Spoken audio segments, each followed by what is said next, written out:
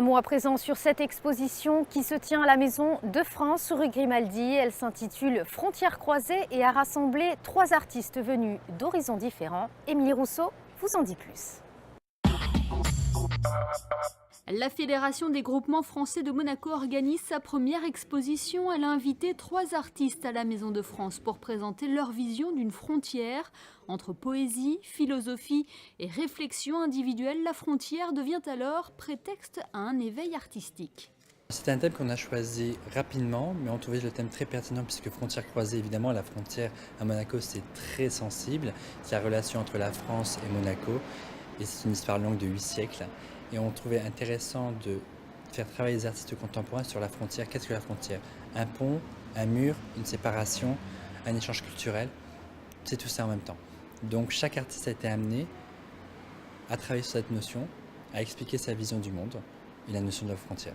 3 visions différentes pour 3 styles, 3 sensibilités différentes. Les artistes se sont répartis les 3 étages du bâtiment situé rue Grimaldi. Lors de cette visite, on découvre tout d'abord cette toile de Florence Nief, une toile énergique, légère, qui nous invite plus à ressentir la frontière qu'à la visualiser. Je suis partie du rouge de Monaco,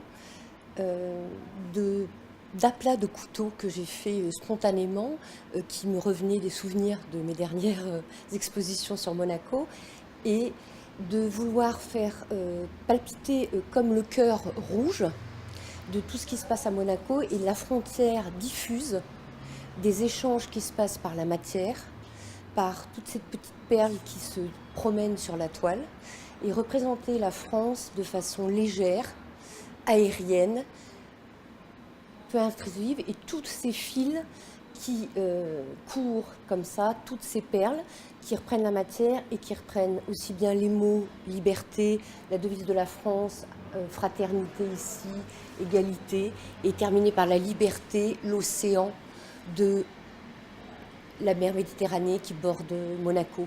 Au 2e étage, un coup de projecteur est mis sur le travail de Jean Madelin. Le peintre illustrateur nous emmène dans son monde, celui du surréalisme et de l'onirisme. Le 3e artiste s'appelle Jon Kost. Lui travaille sur la notion de frontière entre la tradition et les bouleversements modernes. Il utilise plusieurs méthodes qui engagent son corps et qui invitent à la réflexion et à l'échange. Un impressionnant travail de relief qu'il dessine à la mine de plomb. Ici, je détourne un peu le process de la calligraphie en reprenant un outil occidental. Et donc là, j'accepte les erreurs, je les montre et elles se cumulent. Et en se cumulant, elles vont créer du relief. Donc c'est en acceptant ces erreurs que le relief apparaît. Et vous faites également participer les visiteurs dans votre travail? Tout à fait, parce que j'apprécie la nuance entre l'art contemporain et le design. Et à ce titre, il faut engager le spectateur, il faut l'engager au-delà de sa réflexion. Il faut l'engager physiquement, puisque c'est la base de mon propos. Et donc, je lui propose d'effacer mon travail, tel un mandala tibétain.